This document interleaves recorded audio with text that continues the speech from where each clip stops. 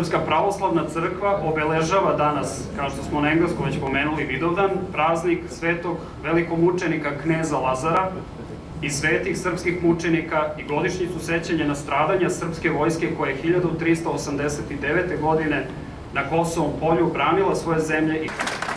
Zatim protoijereja Stavrofora Vojislava Bilbiju, koji nas posećuje iz Rotterdama u Holandiji.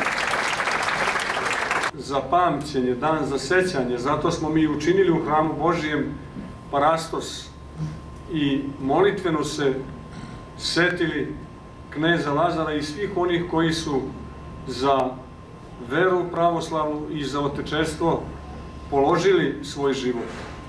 Setili se, ali istovremeno kroz molitvu i sami postali učesnici onih događaja i one slave kojom je Bog ovenčao one koji su na Kosovu položili svoj život. Pred bitku na Kosovu 1389. godine po predanju javio se knezu Lazaru anđeo Gospodnji i upitao ga je da li on hoće da ide na Kosovo ili pak da bi spasao svoj život i život mnogih predomisli i odustane od te bitke. Odgovor znamo kakav je bio. Opredeljenje kneza Lazara znamo kako je bilo. To je ono opredeljenje i onaj izbor koji je još pre njega za nas i u naše ime izvršio i Sveti Sava.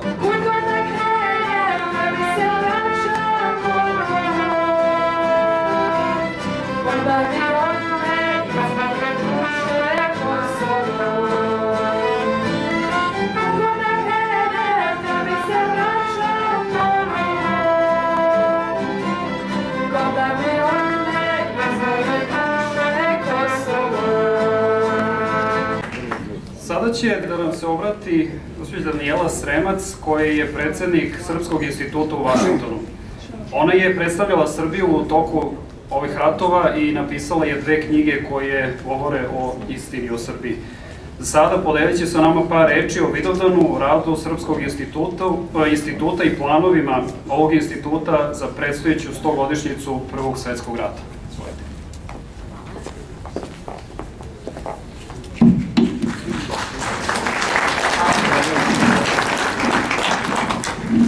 Prošlo je malo vremena od kako sam bila u Čikagu, tokom onih 90-ih godina i dana rata i medijskih sukoba. Vaša presveštenstva, časni očevi, časni gosti, braće i sestre, izuzetno mi je drago da sam danas sa vama, posebno na Vidovdan. Datum na koji su se kroz istoriju dešavale neverovatne stvari i koji ima specifičan istorijski i duhovni značaj za ceo srpski narod. Na Vidovdan car Lazar je vodio svoje viteze i borce u kosovski boj. Na Vidovdan Gavrilo Princip je sebe žrtvovao, ubio Ferdinanda i na taj način započeo neke događaje koje su dovele srpski narod do slobode. Na taj dan je donet Vidovdanski ustav naše kraljevine i porodice Karađorđević. Na Vidovdan za 600-godišnjicu Kosovske bitke na Gazimestanu srpski narod je pokazao da se ponovo probudila srpska nacionalna svest i posle decenije komunizma. Šta je to što svi ovi događaji i sam Vidovdan znači za srpski narod? Vidovdan nije samo istorija. Vidovdan su pouke iz istorije.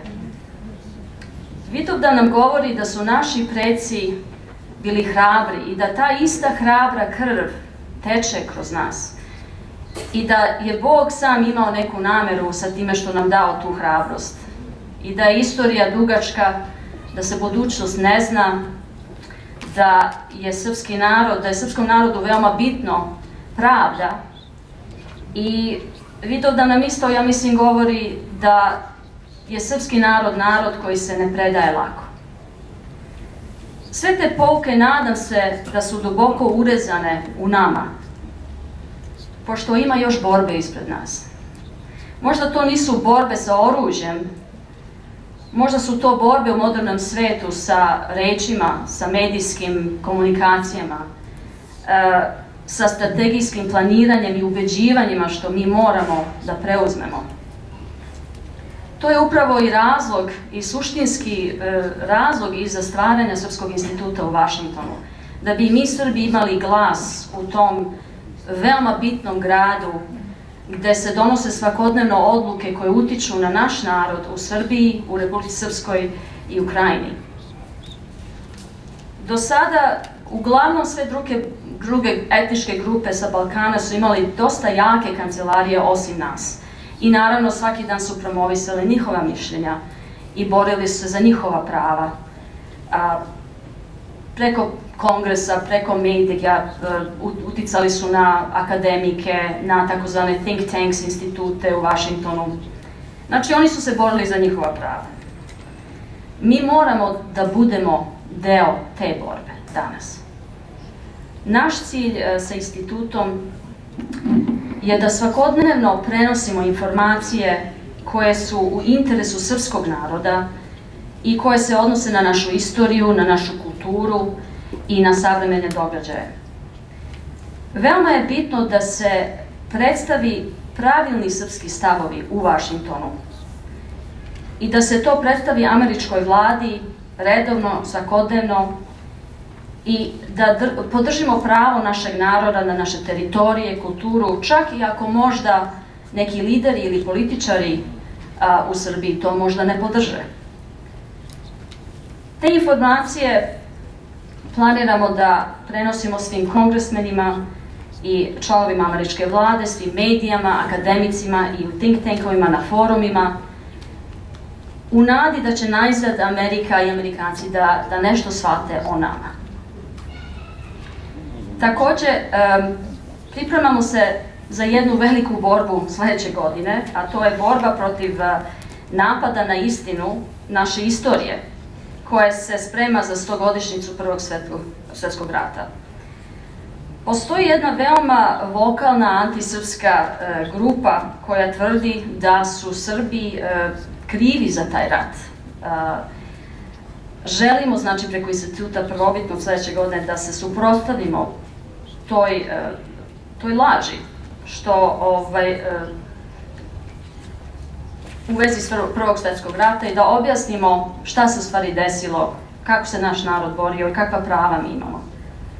Znači, sledeće godine pre, u stvari, Vidovdana planiramo da imamo jedan specijalni skup naših ljudi, ići ćemo kroz kongres, ići ćemo u Washington Post, naći ćemo se s ljudima u mediji, u američkoj vladi, da pričamo, da objašnjavamo.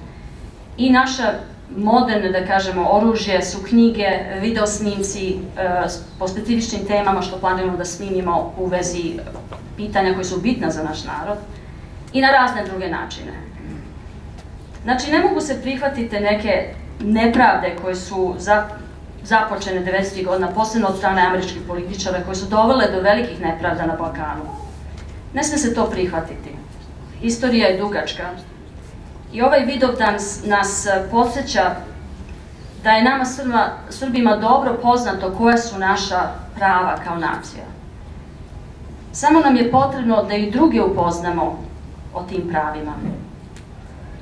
I neka nas, eto, ovaj duh Vidovdana vodi na tom putu i da naši borci koji su se borili u prošlosti nas inspirišu da se borimo i dalje u buduće za ono što je pravo i za naš narod i ono što stvarno mi svi, ja mislim, delimo. Hvala vam.